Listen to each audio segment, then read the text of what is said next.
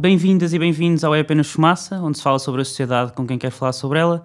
Eu sou o Ricardo Ribeiro. Eu sou a Maria Almeida. Hoje temos como convidado José Pereira, médico interno no Hospital do Serviço Nacional de Saúde, foi dirigente associativo na Associação Académica da Universidade de Lisboa. Bem-vindo. Obrigado. Então, Num artigo do Jornal I de 2014, escrito pela jornalista Marta Reis, lê-se o seguinte: Último ano de internato de medicina familiar. Valor bruto, 1.835 euros. Valor líquido, 1.345 euros. Marcos Agostinho tem 41 anos e trabalha 40 horas por semana na USF, Dão Jordão, na Lourinhã. Está no 4º e último ano de internato de medicina geral e familiar, sem perspectivas que o salário melhore quando concluir a especialidade. Por lei, já devia ter subido de escalão da tabela de interno, mas o pedido na Administração Regional de Lisboa ainda não foi aceito. Significaria mais 100 euros por mês. Estes são os valores do vencimento de agosto. Normalmente recebe 1.400 euros mensais líquidos, mas este mês foram descontados os 2 dias de greve de médicos, a 8 e a 9 de julho. Trabalha só para o Serviço Nacional de Saúde porque não tem tempo e oportunidade para exercer no privado e também por razões familiares. Quanto é que ganha um médico interno hoje no Serviço Nacional de Saúde? o médico interno ganha mais ou menos isso. Eu recebo mais ou menos o mesmo, ou seja, ele recebeu 1.300 com 2 dias de greve, eu recebo 1.300 trabalhando sempre, mas é basicamente isso. As USFs às vezes têm O que é que são as USFs? As unidades de saúde familiares são a forma de organização agora dos cuidados de saúde primários. Ou seja, é para lá que se caminha. Os centros de saúde foram-se transformando em USFs e ganham autonomia financeira, ganham algumas regalias e conseguem planear a sua atividade, no fundo, e propor aquilo que é o modelo do seu financiamento, etc. Mas, tendo em conta o desempenho, alguns profissionais das USFs conseguem ganhar alguma majoração no salário, mas também não é muito significativa. Ele ganha 1.400, é perfeitamente um exemplo normal. E o que é isto do internato? Ou seja, o que é ser um médico interno? Quer dizer, quando uma pessoa sai da faculdade, é um médico indiferenciado, tem só os 6 anos de curso e não tem nenhuma experiência profissional. Nós temos um ano de internato do ano comum, que é uma coisa que também está para se perceber se vai acabar ou não. E depois disso, que é um internato em que uma pessoa passa por várias especialidades, ou estagia em várias especialidades, escolhe-se a especialidade, depois do Harrison's, do exame do Harrison's, e que é o exame final e que agora também vai mudar em princípio a sua formulação, vai deixar de se basear apenas no Harrison's, e depois escolhe, mediante uma seriação com a nota que teve, escolhe especialidade médica em que vai adquirir formação, em todos os hospitais do Serviço Nacional de Saúde e já em alguns hospitais privados há algumas vagas de formação. Neste caso, esse interno é de medicina geral e familiar e portanto ingressa num ciclo de estudos, tem um tempo variável. Por exemplo, a MGF é de 4 anos, mas em outras especialidades é de 5 ou 6 anos. E é isso basicamente o internato médico. É a altura em que o médico adquire competências específicas da especialidade que escolheu e que demora quase tanto como o curso, outra vez. Quantas horas é que tu trabalhas por semana? Tenho um contrato de 40 horas. Trabalho um bocadinho mais do que isso. Porquê? Trabalho um bocadinho mais do que isso porque, embora nós tenhamos ou seja, o nosso contrato seja de horas fixas e nós tenhamos um horário aprovado pela administração hospitalar que diz que nós trabalhamos 40 horas, a verdade é que vamos ficando mais porque eu acho que qualquer prática assistencial, seja médica, seja não médica, uma pessoa faz trabalho de acordo com aquilo que existe num determinado dia. E o meu trabalho é muito incerto, varia muito com aquilo que acontece durante o dia na enfermaria ou no serviço de urgência, etc. Portanto, às vezes sai mais tarde do serviço de urgência, às vezes sai mais tarde da enfermaria, às vezes sai mais cedo, mas são menos. E é isso que se chama as horas extraordinárias? As horas extraordinárias são muita coisa e depende da maneira como se enquadra juridicamente depois aquilo que se faz com as horas que o médico faz a mais. Agora, a maior parte dos hospitais usam o registro biométrico e, portanto, nós pomos o dedo e somos identificados quando entramos e quando saímos de um hospital e isso depois contabiliza ao fim do mês, ao fim de cada semana e ao fim do mês, a quantidade de horas que uma pessoa faz. Neste momento, o regime para os médicos hospitalares, pelo menos que eu tenho conhecimento, é de um banco de horas. E esse banco de horas foi criado para que uma pessoa pudesse adaptar. Por exemplo, faz mais horas num dia, menos horas no outro, e isso vai compensando supostamente. Mas se uma pessoa for constantemente dando horas ao banco de horas, elas não nos são pagas. Portanto, há essa questão. Por outro lado, as horas extraordinárias são também as horas que nós fazemos, contratualizadas fora do horário de trabalho. Ou seja, se uma pessoa faz um serviço de urgência ao fim de semana, ou trabalha ao sábado, isso era contado de acordo com tabelas salariais distintas, que às vezes alteravam-se com cada centro hospitalar, um bocadinho, e uma pessoa recebia mais por essas horas extra que fazia e por essas horas incómodas ao fim de semana, etc. E esse regime é todo aprovado depois pelo poder político, sempre. Nas horas extraordinárias que sofreram um corte de 50% Sim, desde 2012. As ditas horas extraordinárias sofreram um corte de 50%. Passos Coelho, o Ministro da Saúde era o Paulo Macedo. Sim. Estas horas extraordinárias são pagas aos internos? É assim, elas são pagas, está tudo contabilizado, ou seja, as horas a mais que uma pessoa faz no regime normal, sem serem incómodas, etc., vão para a Bolsa de Horas e não nos são pagas, supostamente. Mas as horas extraordinárias que fazemos como serviço de urgências ao fim de semana, supostamente são pagas, estão no nosso os detalhes salariais que recebemos no fim do mês. A questão é que um pagamento a 50%, com depois o imposto que vai incidir sobre essas horas e as subidas de escalão que às vezes acontecem dentro deste aumento de rendimento, levam a que a variação seja muito pequena. Eu muitas vezes faço domingos de urgência e a diferença para meses em que não faço o domingo é quase irrisória e inexistente. O salário não mexe, basicamente. Numa reportagem de 2015 na TVI, chamada 1 hora e 35 minutos, da Ana Leal e do Romeu Carvalho, falam de casos em que médicos são contratados pelo Serviço Nacional de Saúde através de empresas prestadoras de serviços. Nós gostávamos que ouvisse o Dr. João Proença, médico neurologista do Hospital Garcia da Horta, a falar sobre isso. A contratação de médicos tarefeiros através de empresas exclusivamente autorizadas pelo Ministério da Saúde tem sido outro dos problemas recorrentes e sem solução à vista. Em vez de se pagarem horas extraordinárias a médicos e enfermeiros do quadro, passou-se a comprar serviços. Quem faz essa administração é a diretora de recursos humanos. A diretora de recursos humanos telefona para as empresas e as pessoas aparecem lá. Os próprios chefes de equipa não sabem nesse dia quem são as pessoas que vão constituir a equipa. Quem é que são estes médicos tarefeiros contratados pelo Serviço Nacional de Saúde? Os médicos tarefeiros podem ser todos e quaisquer médicos, ou seja, há médicos que trabalham no Serviço Nacional de Saúde que podem depois fazer horas extra como tarefeiros em empresas prestadoras de serviço. São médicos indiferenciados que possam ter acabado o ano comum, por exemplo, o internato ano comum, não ingressado em nenhuma especialidade e fazerem esse tipo de serviços, ou médicos que venham de fora, têm o seu diploma aprovado pela Ordem dos Médicos, façam aquele teste de comunicação que é necessário para saber se têm as aptidões necessárias para lidar com a população portuguesa, e depois são contactados ou contactam estas empresas prestadoras de serviço e são-lhes apresentadas todos os meses ou todos os dias escalas em que faltam médicos, escalas de urgência ou hospitalares ou de qualquer outro serviço em que faltam médicos, e eles manifestam a sua disponibilidade e vão para esse hospital naquela hora, têm que lá estar.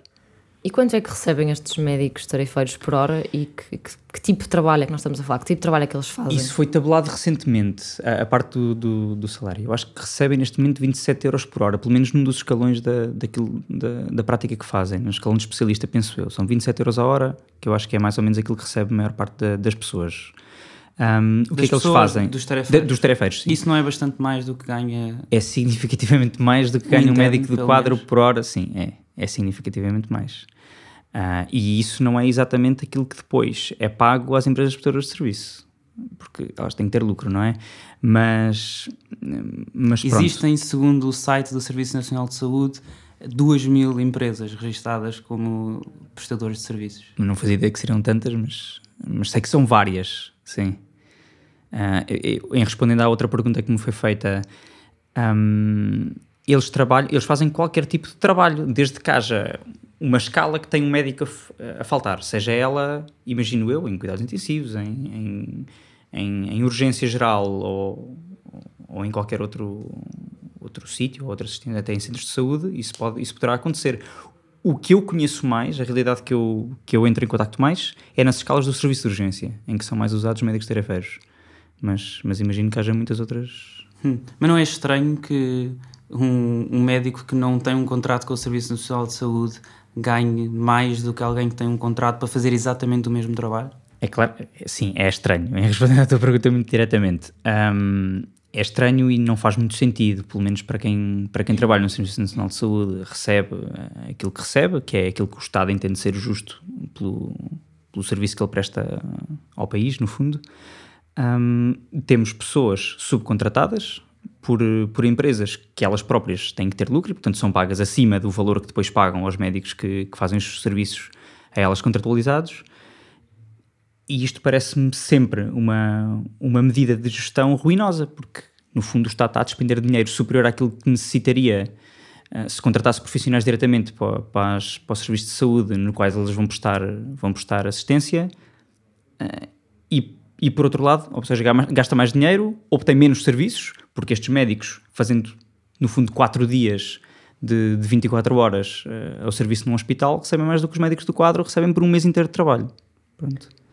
Em 2016, estas contratações de médicos tarefeiros, que nós estamos a falar, contratados à hora, tiveram um custo de 97,8 milhões de euros para o Serviço Nacional de Saúde, mais 14 milhões que no ano anterior, em 2015. Porquê que o Estado não contrata, como tu estavas a dizer há bocado, em vez de tarefeiros, médicos a tempo inteiro? É assim, isso pode ter a ver com muitas coisas e depois entram em tecnicalidades da forma como é feita a administração pública e a gestão de contas da administração pública. Ou seja, obviamente podemos pensar que esses grupos económicos têm alguma influência naquilo que é os grupos económicos, as empresas, estas empresas na determinação daquilo que é a política pública neste sentido, mas eu lembro que o ministro atual, quando iniciou funções, prometeu que ia tentar reduzir ou terminar com estas empresas prestadoras de serviço, e até agora, até há bem pouco tempo, não tinha sido feito nada nesse sentido.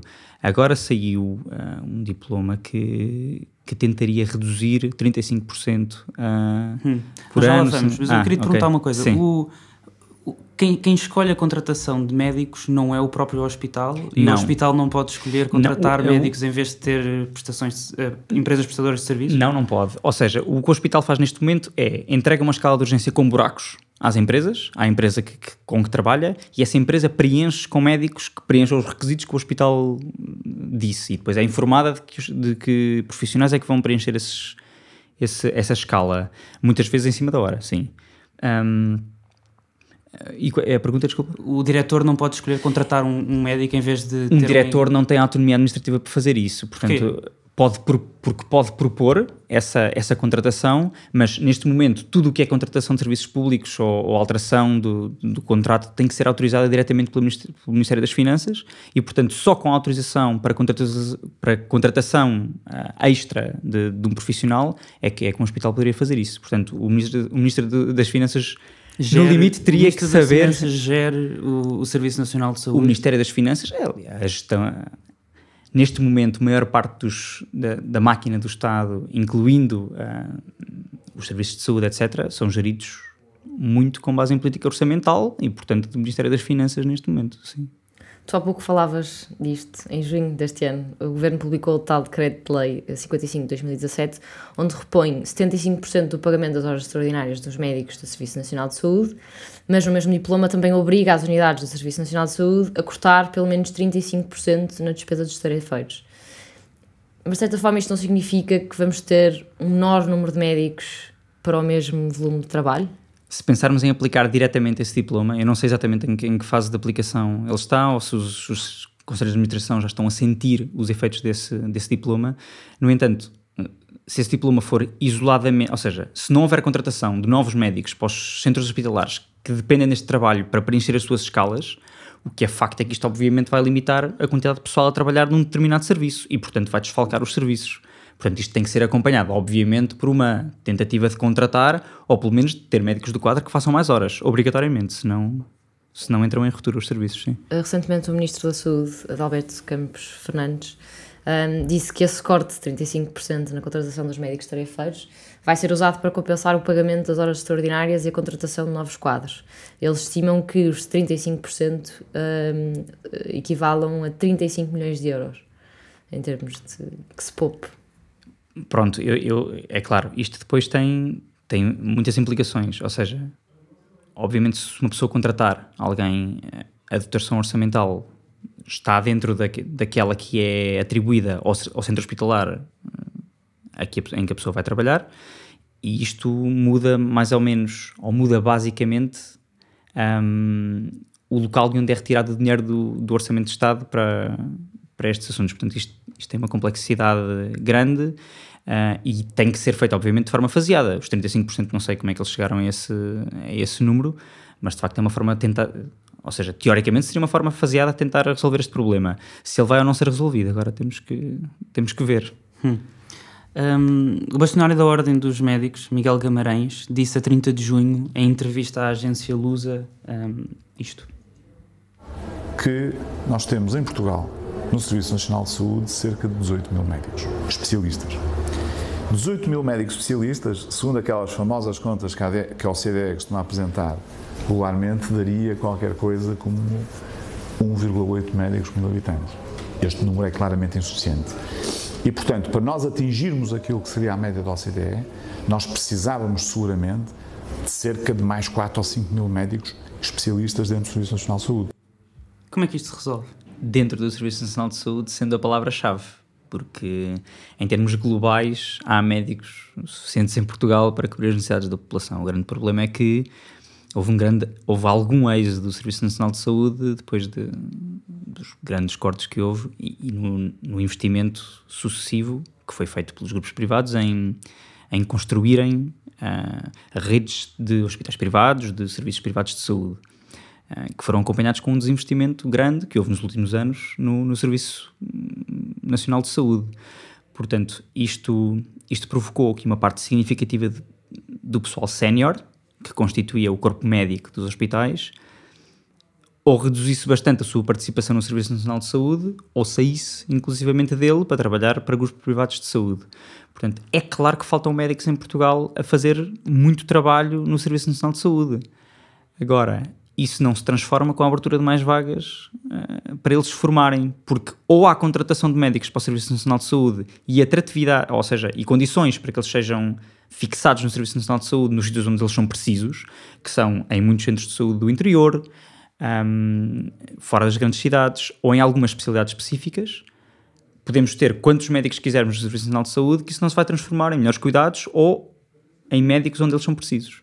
Portanto, e com formação adequada para desempenharem esses cargos. Mas qual é que é hoje a vantagem de um médico em ficar no Serviço Nacional de Saúde ou ir para o privado? Em vez de ir para o privado? É assim, isto tem a ver um bocadinho com a maneira como é feita a formação médica e a carreira médica. Geralmente, a esmagadora maioria dos médicos fazem sua formação no Serviço Nacional de Saúde.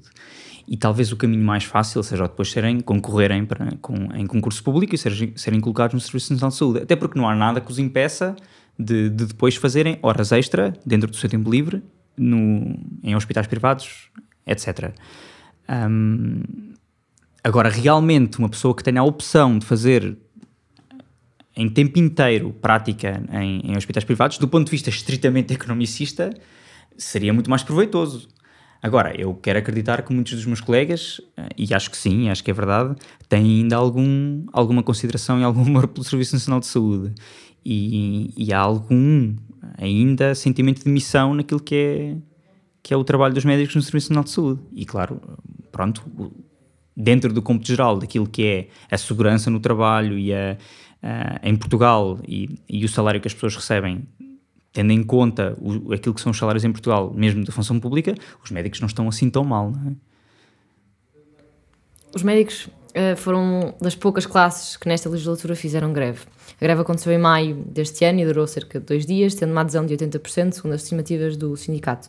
As 3 principais reivindicações foram: reduzir de 200 para 150 horas anuais o tempo de trabalho extraordinário a que os médicos estão obrigados, baixar de 18 horas semanais para 12 horas as que têm de dedicar às urgências e também reduzir a lista de utentes por médico de família de 1.900 para 1.500 doentes. Tu fizeste parte desta greve? Eu fiz parte desta greve, nos 2 dias, sim. Se lermos os pré-avisos de greve, tanto da FNAM como do CIM, têm reivindicações às vezes muito, muito parecidas. Algumas delas têm a ver com as condições que o médico tem para trabalhar, aquilo que lhe é exigido por semana, e com a sua capacidade e as condições que têm para exercer a sua profissão. Alguns têm a ver com condições de pagamento que tinham sido retiradas anteriormente e cortadas anteriormente. Agora, aquilo que me parece importante é dizer que os médicos foram uma classe muito afetada pelos cortes que ocorreram até agora, nos últimos anos. Por outro lado, as condições de trabalho para os médicos que trabalham no Serviço Nacional de Saúde deterioraram-se significativamente com a saída de muitos profissionais para os hospitais privados, ou com muitos profissionais terem deixado de fazer serviço de urgência, terem optado por fazer contratos de cada vez menos horas com o Serviço Nacional de Saúde. Tem havido uma sangria de médicos nesse sentido, e isso afeta a formação dos novos internos, que não têm todos os seus séniores para lhes ministrar o ensino que eles necessitariam, e por outro lado afeta a qualidade daquilo que é a medicina praticada sobre os doentes que recorrem ao Serviço Nacional de Saúde. Eu acho que me perdi um bocadinho da pergunta que me era feita. Era se tinhas feito parte desta greve. Tu respondeste que sim, mas era um bocadinho o porquê também de ter feito parte desta greve. Eu concordava em larga medida com algumas das reivindicações que foram feitas. O número de doentes por lista, na medicina geral e familiar, por lista de doentes que cada médico tem que ter a seu cargo, é absolutamente estapafúrdia. 1900 é inconcebível. Serem 1900 por si já implica que muitos deles sejam doentes que não vão ao centro de saúde, porque senão isso seria absolutamente incomportável. O tempo de consulta em algumas USFs é muito curto, não dá objetivamente para ser cumprido, ou pelo menos com qualidade nessa prestação de serviços, e qualquer pessoa que vá a um centro de saúde sabe isso. Isto não é segredo para ninguém. Isso é uma das reivindicações que de facto eu acho que faz mais sentido. Por outro lado, o trabalho no serviço de urgência, o trabalho a que um interno e que um especialista é obrigado no serviço de urgência é grande, e a carga horária é grande. É claro que a Ordem dos Médicos agora tentou limitar a quantidade de horas seguidas que uma pessoa fazia no serviço de urgência, publicou tentar que os internos fizessem apenas 12 horas no serviço de urgência seguidas, embora pudessem ser obrigados a fazer extra 12 horas por semana, até um total depois, ao final do ano, de 200 horas. De facto, a redução para 150 diminuiria a quantidade de horas extraordinárias que o médico faria depois ao longo do ano, e isso é sempre, tendo em conta o desgaste a que um médico é sujeito, uma medida interessante. A Ordem dos Médicos também apoiou esta greve. Tu achas que a Ordem dos Médicos defende os direitos dos internos? Eu acho que a Ordem dos Médicos defende os interesses da classe médica. Isto não quer dizer que sempre na sua atuação defenda os interesses ou aqueles que mais beneficiaria a profissão médica na sua globalidade, como os médicos em todas as fases da sua prática. É preciso perceber que a Ordem dos Médicos inclui todos os médicos que exercem em Portugal, estão inscritos na Ordem dos Médicos e, portanto, são representados por ela. E isto inclui médicos que trabalham ou que trabalharam em consultórios durante toda a sua vida, na prática privada, inclui médicos que trabalham para os grandes grupos de saúde privados, inclui os médicos do Serviço Nacional de Saúde séniores, os júniores, ou seja, os que acabaram a especialidade há pouco tempo, e inclui os internos de formação específica e os internos do ano comum. Portanto, há uma grande disparidade naquilo que são e uma grande heterogeneidade naquilo que são os médicos que compõem e que estão inscritos na Ordem dos Médicos. E, portanto, muitas vezes a Ordem dos Médicos defende, no fundo, aquilo que é o establishment médico mais sénior e que tem interesses, como tem qualquer setor da sociedade. E, portanto, se a Ordem dos Médicos defende aquilo que são os interesses dos internos, às vezes não. Num artigo de opinião publicado no Diário de Notícias, com o título A Destruição das Carreiras Médicas, exemplo de como se destrói um serviço, de Jaime Teixeira Mendes, que é ex-presidente do Conselho Regional do Sul da Ordem dos Médicos, ele escreve: a nomeação de chefes de serviço pelos conselhos de administração, prevista na lei sobre proposta dos diretores clínicos, encontra-se dentro de uma linha de destruição progressiva das carreiras médicas e, consequentemente, do Serviço Nacional de Saúde. Estas nomeações, feitas atabalhoadamente, não tomam em devida conta a capacidade técnico-científica, antes sim abrem a porta aos compadrios e aos yes men. Se não, vejamos, o ministro nomeia os conselhos de administração, que por sua vez nomeia o diretor clínico, que por sua vez propõe ao Conselho de Administração a nomeação dos diretores de serviço. Fala sobre isto. Eu concordo com tudo aquilo que foi dito no trecho que tu leste. Obviamente, um serviço qualquer serviço, seja ele privado ou público, em que trabalhem pessoas, que tenham chefias, tem relações entre a chefia e as pessoas que trabalham. No caso das administrações hospitalares, temos uma direção, ou seja, um conselho de administração, que é constituído por um administrador, um diretor clínico, um diretor do hospital e depois diretor de enfermagem, pronto.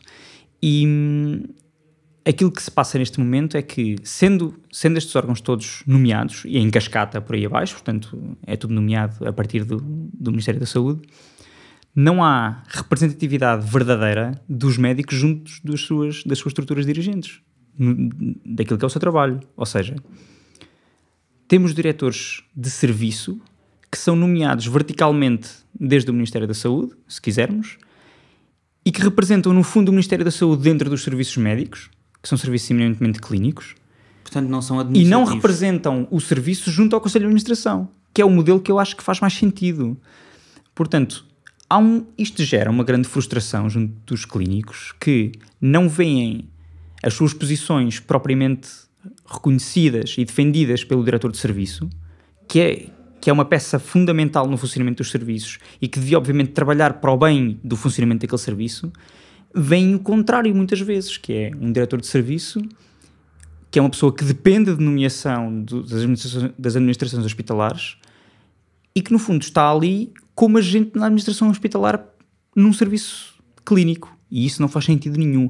Muito menos sentido faz nestes cargos que eu estou a falar, que são cargos apenas de competência médica. Não são cargos de competência administrativa, como o diretor do hospital e o administrador, que esses sempre foram cargos de nomeação. Agora, até a direção clínica, não faz sentido nenhum que seja um cargo por nomeação. Acho que todos os serviços ganhariam muito por ter esses cargos por eleição, como já foram. E sempre foi assim? Era isso que eu te ia perguntar. Não. Houve uma altura, entre 98 e 2003, em que estes cargos foram exercidos por... Ou seja, havia um processo eleitoral dentro dos hospitais, em que havia a eleição do diretor clínico, e depois a formulação global do Conselho de Administração era depois transmitida e aprovada pela tutela, mas mediante o resultado e a ata do ato eleitoral, no fundo, que tinha ocorrido, sim. O Ministro da Saúde, Alberto Campos Fernandes, disse na Comissão Parlamentar da Saúde, em junho de 2016, que iria trabalhar para que os cargos de diretor de serviço passassem a ser escolhidos por concurso público e não por nomeação, como são hoje. Lá está. O concurso público pode ter muitas vantagens na escolha de especialistas e de médicos para integrarem os seus quadros. Agora, eu não sei como é que é possível fazer por concurso público a escolha de um diretor de serviço, porque, é assim, nas carreiras médicas, uma pessoa ascende dentro da carreira médica, agora, já não sei se isso significa bem muita coisa, mas pronto, para cargos de assistente graduado sénior, etc. E dentro dos assistentes graduados séniores eram escolhidos depois os diretores de serviço. Por concurso público é uma forma de fazer. Agora, eu defendo que a melhor forma seria fazer a eleição do diretor clínico e depois ele nomear os diretores de serviço. A 14 de fevereiro de 2002, lia-se numa resolução do Conselho de Ministros o seguinte: a empresarialização de hospitais constitui um vetor essencial da reforma da gestão hospitalar em curso e um fator indispensável para melhorar o nível de desempenho global do Serviço Nacional de Saúde, potenciando ganhos de saúde acrescidos e assegurando as condições de base da sua sustentabilidade em termos duradouros. E lia-se também que urge introduzir novas experiências, definindo uma regulamentação alternativa que vise a própria base organizacional das entidades públicas prestadoras de cuidados hospitalares em termos mais vincadamente empresariais, de modo a induzir uma gestão capaz de criterioso equilíbrio entre equidade e eficácia. No final do ano 2002, e pela mão do Ministro de Saúde Luís Filipe Pereira, do Governo de Durão Barroso, 31 hospitais passaram a ter o estatuto de Sociedades Anónimas de Capitais Públicos e mais tarde chamadas Entidades Públicas Empresariais, EPEs. Que consequências é que tem tido esta empresarialização de hospitais, como o próprio governo chama na altura? Pronto, esse é um documento cuja redação é integralmente no Zeitgeist de 2002, portanto, dentro do auge do switch, no fundo, para a empresarialização, e achou-se que isso era o caminho a seguir, tanto por governos do PS como do PSD, aliás. Portanto, isso foi uma coisa assumida. Aliás, este Conselho de Ministros foi ainda na altura de António Guterres e depois Luís Filipe Pereira fez há uma grande diferença entre... Eu acho que a grande diferença da política dominante neste tipo na administração pública, no fundo, na forma de gerir os serviços públicos, aconteceu durante no fundo, enquanto António Guterres era Primeiro-Ministro. Não que a transformação depois tenha sido feita nessa altura, foi depois, mas de facto, se lermos as introduções aos documentos, que geralmente são uma fonte fidedigna de informação sobre aquilo que as pessoas pensam sobre os serviços, de facto a alteração faz-se mais ou menos nessa altura, e em 2002, que era já no fim enquanto António Guterres era Primeiro-Ministro, nota-se muito essa alteração. E a tua pergunta foi, como é que eu... A pergunta é que consequências é que tem tido esta empresarialização do hospital, ou dos hospitais? Pronto. No fundo, estes hospitais funcionam de acordo com um contrato que é feito com o Estado. Portanto, a administração, ou o estilo de administração seria um estilo tendencialmente privado, e no fundo há uma forma de funcionamento, há um contrato com o Estado em que eles são obrigados, por contrato, a preencher um certo número de requisitos e a fazer ou a desempenhar um certo número de serviços. E depois, mediante o contrato que é assinado, melhor ou pior, com a sua redação incluindo determinado número de serviços e outros não, é pago de acordo com aquilo que dentro daquilo que era contratualizado cumpriu ou não. É claro, eu sou ideologicamente contra este tipo de gestão, em primeiro porque eu acho que introduzir um setor privado dentro de um serviço público implica que o setor privado vai sempre tentar retirar daí alguma coisa, lucro, como é óbvio, isto é inequívoco, e portanto vamos estar a introduzir um mediador que quer lucro dentro de um sistema que poderia funcionar bem de uma outra forma, até porque para mim a saúde terá que ser sempre um bem público e um serviço público. Não concebo um serviço de saúde, ou não concebo a saúde num país ser constituída por prestadores de cuidados de saúde exclusivamente privados. E, portanto, introduzir essa pedra na engrenagem e esse lucro que estas empresas vão procurar realizar tem sempre um efeito negativo. E terá sempre um efeito negativo nas contas públicas, terá sempre um efeito negativo porque estes hospitais e estas entidades vão sempre tentar retirar o melhor contrato possível com o Estado que conseguirem e vão tentar influenciar, obviamente, a tutela para que lhes assinem contratos que permitem uma maior quantidade de poupança, onerando cada vez mais o Serviço Nacional de Saúde e por aí fora. Numa entrevista ao Público em 2003, dada pelo Ministro da Saúde, Luís Filipe Pereira, José Manuel Fernandes, o jornalista, pergunta: estamos a falar de transformar os hospitais em empresas públicas? Sim, serão sociedades anónimas de capitais exclusivamente públicos, diz o Ministro. José Manuel Fernandes pergunta ainda, falando sobre as nomeações para as administrações dos hospitais: há 400 gestores hospitalares com uma pós-graduação e estágio tutelado. Não deveria começar por aí? José Luís Pereira responde: cerca de 30% dos gestores que nomeamos são administradores hospitalares, mas entendo que para gerir um hospital, que é uma grande organização com orçamentos de muitos milhões de contos, precisamos, antes de mais, de capacidade de gestão. Fomos buscar essa capacidade de gestão onde ela existia. Colocámos pessoas de fora da saúde porque é importante trazer conhecimentos empresariais para o setor. O que é que tu achas desta opinião na altura do Ministro da Saúde? E se tu achas que um hospital deve ser uma empresa, no fundo? É assim, obviamente os administradores hospitalares sempre tiveram e vão ter um papel ingrato e, como sempre, de gerir aquilo que é o gasto perante aquilo que lhes é dado em orçamento de Estado, gerir aquilo que é o gasto de um hospital. E isso implica terem obviamente formação em gestão e implica que haja de uma parte do Conselho de Administração uma preocupação na gestão dos serviços de saúde.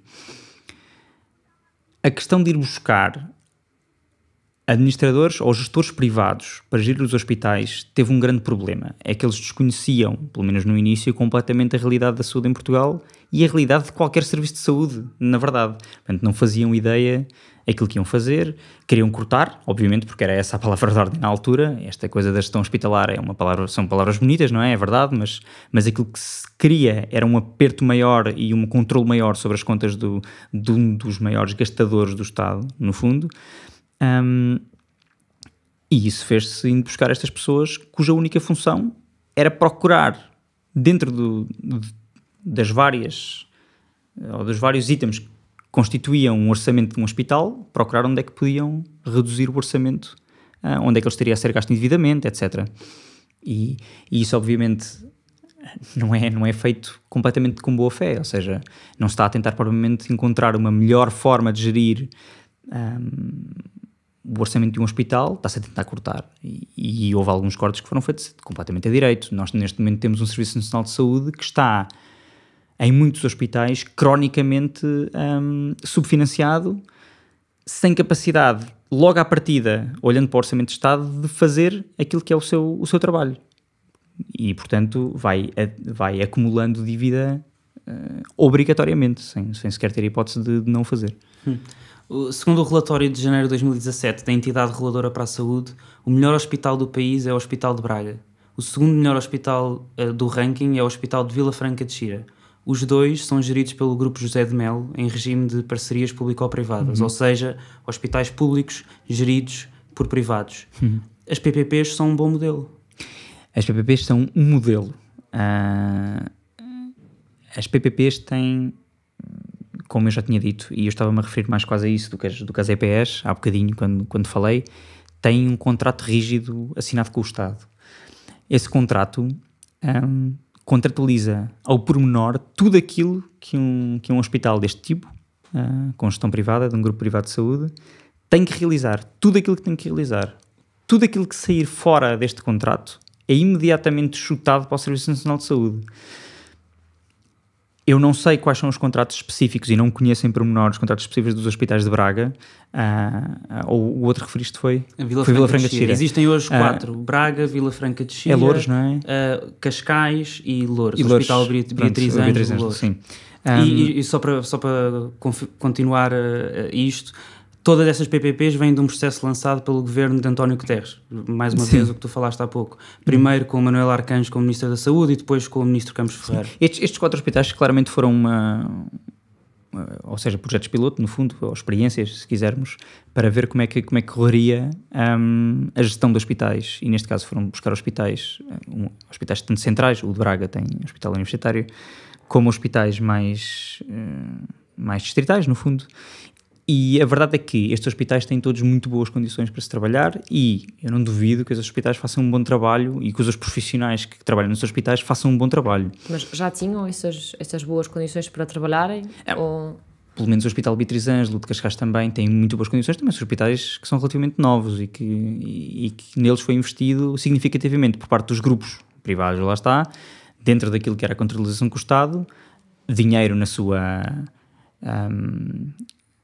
modernização e, por outro lado, no caso do Hospital Beatriz Ângelo, que é talvez o que eu conheço melhor, foi feito um esforço muito grande na altura da sua criação para atrair profissionais altamente qualificados que vieram dos hospitais do Estado, propriamente ditos, não é?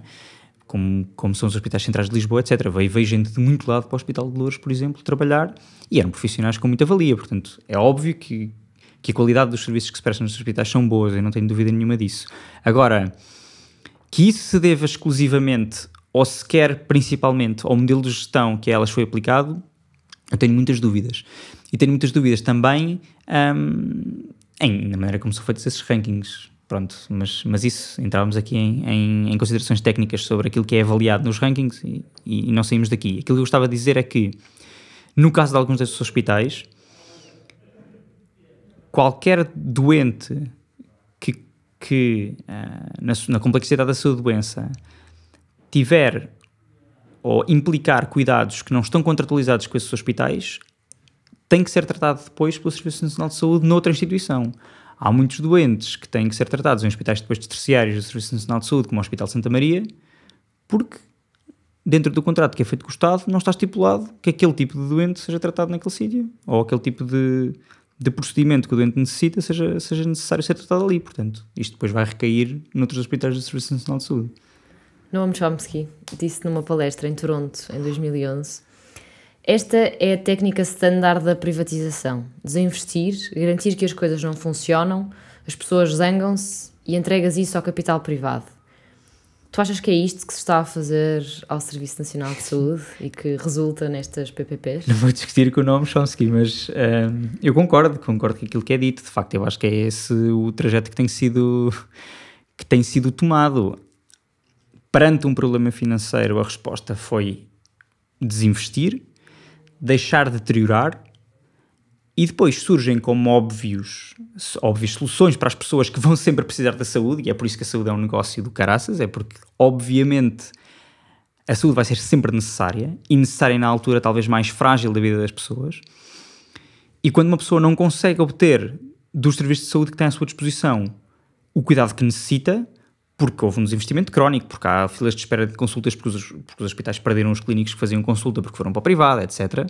Obviamente elas vão recorrer onde conseguem obter esses serviços de saúde, e se for no privado, melhor. Agora, a capacidade delas o fazerem depende de muita coisa, nomeadamente esses seguros de saúde, alguns deles até são seguros de saúde, no fundo funcionam como seguros de saúde e são garantidos pelo Estado. Em 2010, um serviço de urgência polivalente num hospital público custava 9,60€. 5 anos mais tarde, em 2015, esse mesmo serviço custava 20,60€, 11 vezes mais caro.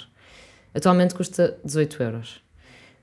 Porquê que isto aconteceu e que consequências é que tu achas que teve este aumento das taxas moderadoras para a vida das pessoas?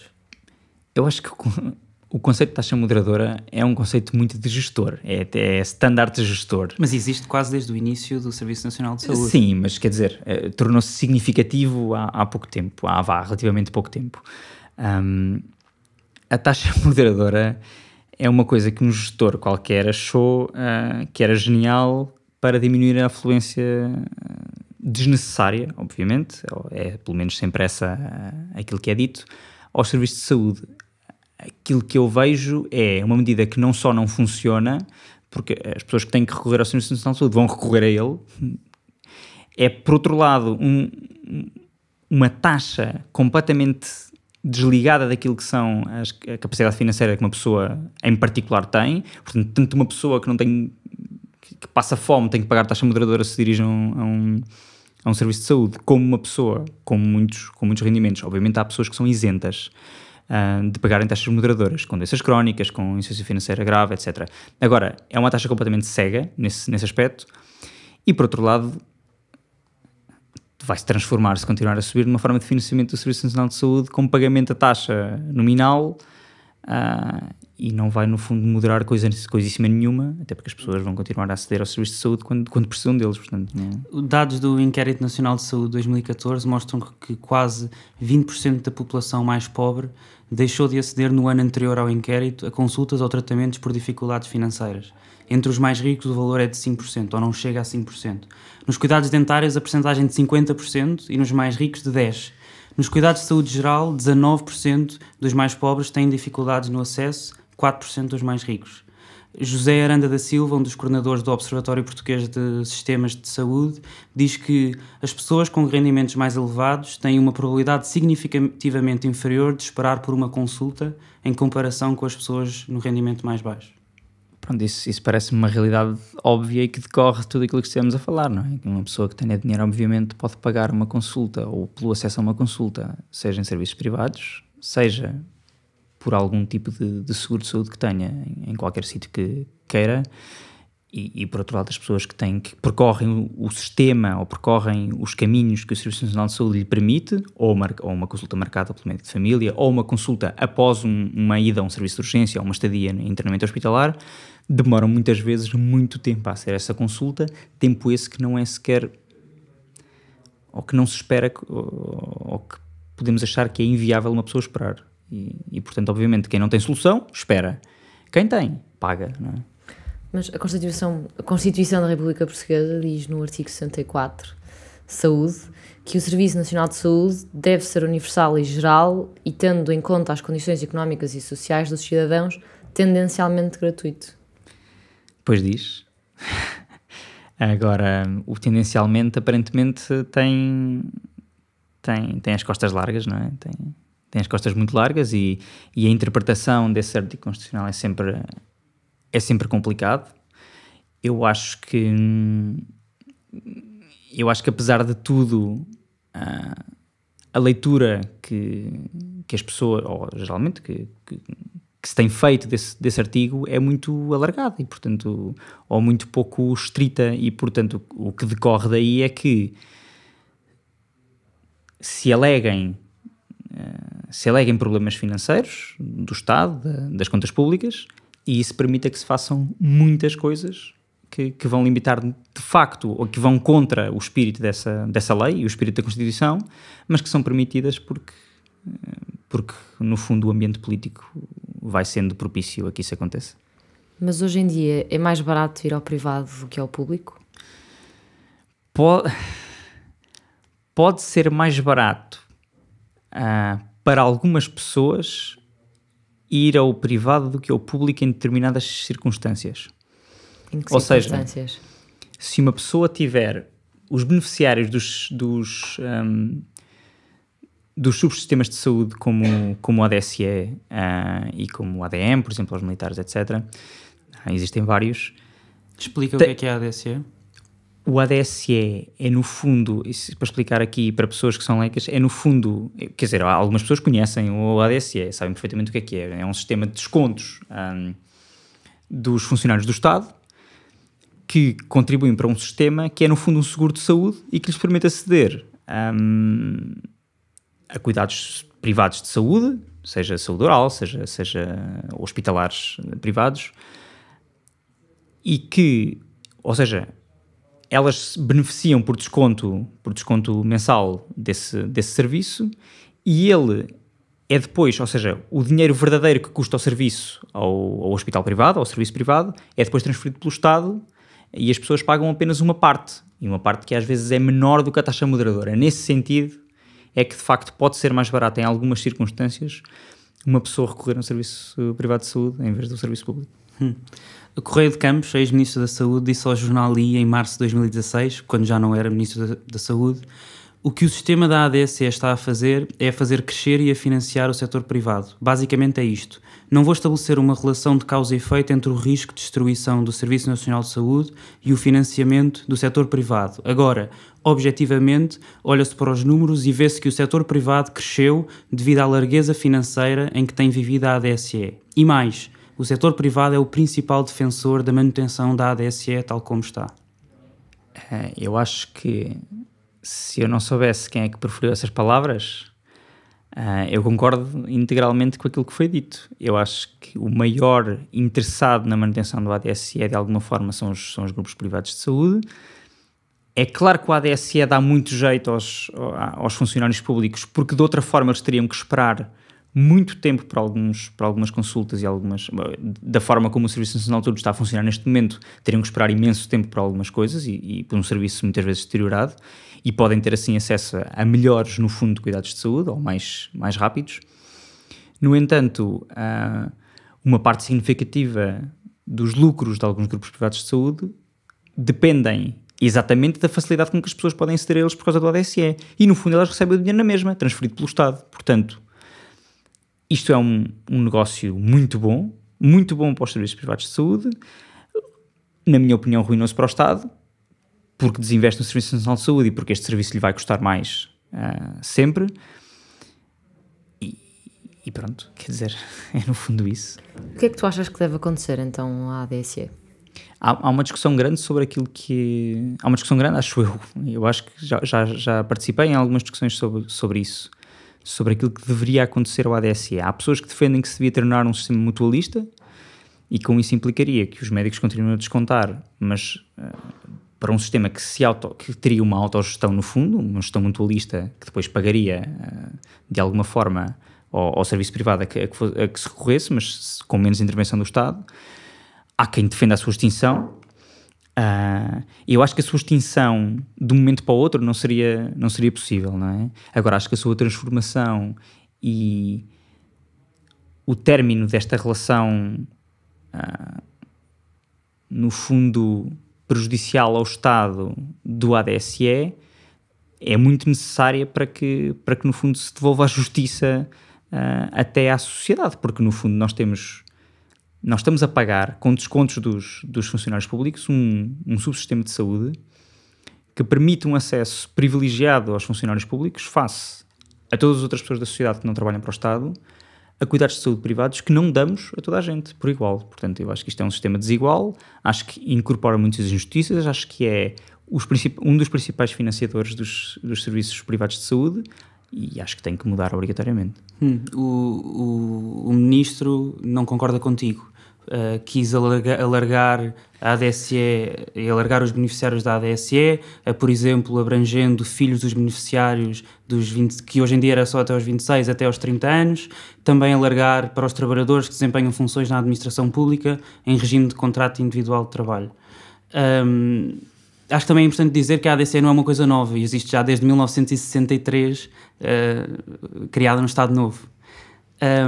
Achas que é possível acontecer aquilo que tu sugeres que aconteça? Acho que é muito difícil, até porque vai enfrentar alguma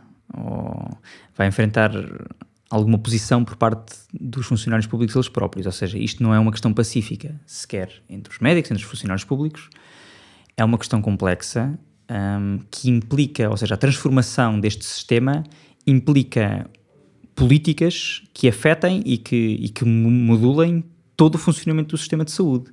Ou seja, para uma pessoa abdicar de uma coisa como a ADSE, tem que haver um investimento no serviço público de saúde e no Serviço Nacional de Saúde, coincidente, que faça melhorar os serviços de saúde públicos ao mesmo tempo que se poderia eventualmente retirar este subsistema. Agora, terminar com ele de um momento para o outro, dizias que este ministro discorda de mim. É possível que discorde. Agora, o aumento da abrangência do ADSE não é uma coisa extraordinária, não muda no fundo o paradigma. Ele não está propriamente... Ele faz uma expansão, mas é uma coisa... E na realidade passou também o ADSE a ser um Instituto Público de Gestão participada e, portanto, neste momento está com a tutela do Ministro da Saúde e do Ministro das Finanças.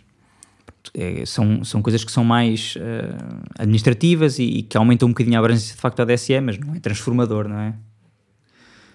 Paulo Macedo, que foi Ministro da Saúde entre 2011 e 2015, foi também de 2001 a 2004 administradora da Medis, Companhia Portuguesa de Seguros de Saúde. Podes falar um bocadinho sobre isto e o que é que isto quer dizer? Qual é que é a relevância de nós termos tido um Ministro da Saúde que em anos anteriores tinha sido administrador de uma companhia de seguros? Assim, se nós olharmos para as pessoas individualmente e acreditarmos na sua boa fé e na sua boa vontade e na sua vontade de melhorar o país quando são nomeadas e quando aceitam ser, no fundo, ministros e outros funcionários públicos, ou qualquer outro funcionário público, de facto poderia não haver problema nesta situação. Aquilo que nós sabemos é que o ministro Paulo Macedo foi administrador da Medis e logo a seguir, ou muito pouco tempo a seguir, foi nomeado Ministro da Saúde. Não é uma questão de prova, ninguém pode provar que o Ministro tinha ou exerceu sobre o seu conflito de interesses, que eu acho que haveria, que o exerceu quando estava na pasta ministerial, ou seja, que favoreceu os grupos privados de saúde. Agora, quando uma pessoa que foi administradora de um dos grandes grupos de seguros privados de saúde se torna Ministro da Saúde, em que vai lidar, que é gestor, que se torna Ministro da Saúde, que vai lidar diretamente com as pastas que vão beneficiar ou prejudicar a empresa de que ele era administrador, e de facto a beneficia, acho que tudo isto era evitável, era profundamente evitável. Acho que há muita gente que podia ser Ministro da Saúde. Acho que mas claro... o Paulo Macedo não é caso único, e desculpa se vou ler Sim. muito, mas acho que é importante comentes também. Adalberto Campos Fernandes, atual Ministro da Saúde, foi também diretor clínico da Médis antes de ser Ministro. Maria de Belém foi Ministra da Saúde entre 1995 e 1999, no governo de António Guterres. Em dezembro de 2006, quando era Presidente da Comissão Parlamentar de Saúde, foi contratada como consultora pela empresa Espírito Santo Saúde, tendo afirmado não considerar existir incompatibilidade entre as duas funções. Em 2015, ainda deputada, é apontada como um dos nomes do Conselho Consultivo da Administração da Luz Saúde, ex-Espírito Santo Saúde. E queria-te ler também um excerto do livro Por que Falha Portugal, Gustavo Sampaio, sobre o Luís Filipe Pereira, outro dos ministros. Voltou à política em 2002, dessa vez como Ministro da Saúde, outro setor em que nunca tinha trabalhado. À saída do cargo, em 2005, cruzou a porta giratória e foi para o Grupo José de Melo, onde já tinha estado de 1998 a 2000 no Conselho de Administração do Banco Melo, que por coincidência dispõe de vários interesses e negócios no setor da saúde e da energia, ambos tutelados por Pereira enquanto governante. No setor da saúde, o Grupo José de Melo gera atualmente 2 hospitais em parcerias público-privadas, o Hospital de Braga e o Hospital de Vila Franca de Xira.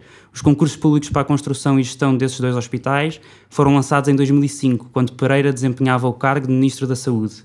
De regresso ao Grupo José de Melo, o ex-ministro assumiu então os cargos de presidência da Comissão Executiva da CUF, empresa do setor da indústria química distinta da CUF Saúde, ainda que ambas pertençam ao Grupo José de Melo, em 2005.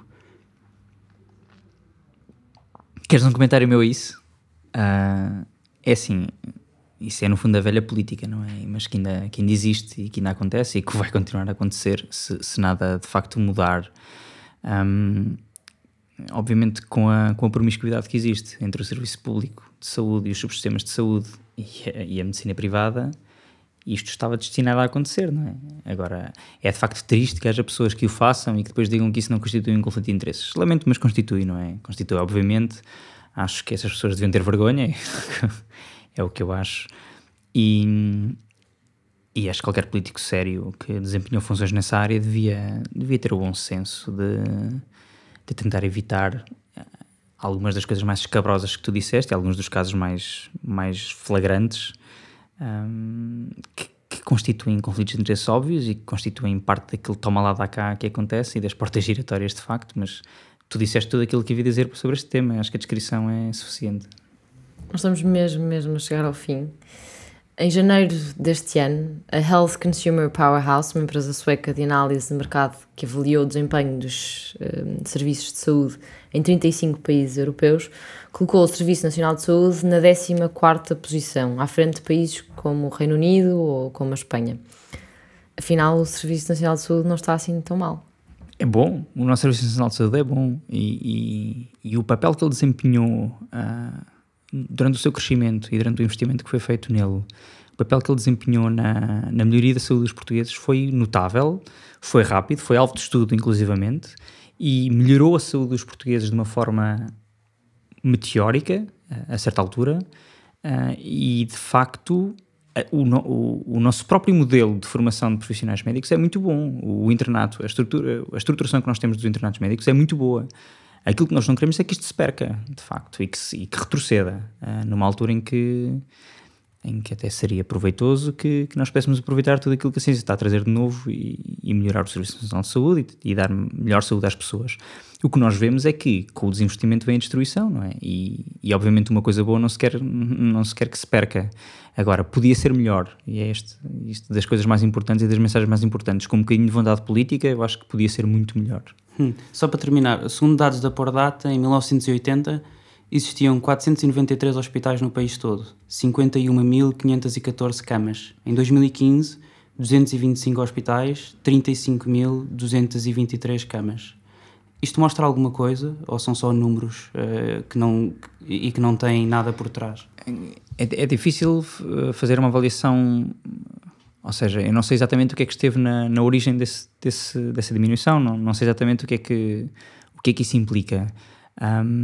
De facto, há sítios do país que necessitariam de mais camas em algumas especialidades, nomeadamente de medicina interna, que às vezes estão completamente a abarrotar os serviços de medicina, principalmente no inverno, e isso eu vejo todos os anos, e no serviço de urgência, que muitos serviços de urgência por esses hospitais fora, os hospitais desse país fora, estão completamente sobrecarregados, principalmente em alturas de maior afluência, e é claro que era necessário maior investimento na criação de camas, etc. Mas não só camas hospitalares, preciso de camas de cuidados continuados, camas de cuidados paliativos.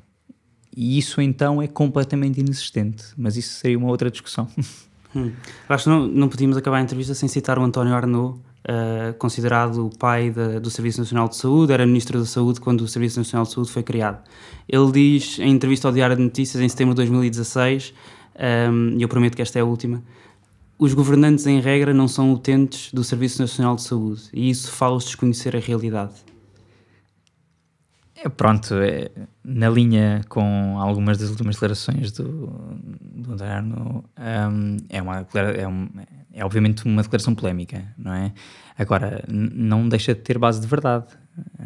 Algumas das pessoas que lideraram a transformação do Serviço Nacional de Saúde e do seu desinvestimento nos últimos anos eram elas próprias até administradores de seguros privados de saúde e frequentam e acreditam numa gestão privada da saúde e, portanto, nunca seriam bons gestores para o Serviço Nacional de Saúde porque necessariamente acreditam numa gestão de outro tipo.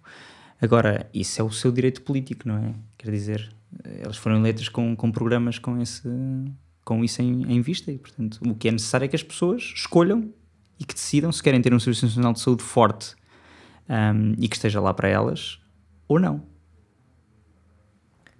Este foi mais um episódio do É Apenas Fumaça, onde se fala sobre a sociedade com quem quer falar sobre ela. Obrigada, José Pereira, médico interno no Hospital do Serviço Nacional de Saúde. O É Apenas Fumaça é produzido por Bernardo Afonso, Frederico Raposo, Ricardo Ribeiro, Pedro Zuzarte, Pedro Cardoso, Pedro Santos, Tomás Pereira e por mim, Maria Almeida. A música é dos Lotus Fever. Ouçam mais episódios em apenasfumaca.pt ou no iTunes, SoundCloud, YouTube, Comunidade de Cultura e Arte, RUM, Rádio Universitário do Minho e também noutras aplicações de podcasts. Até já!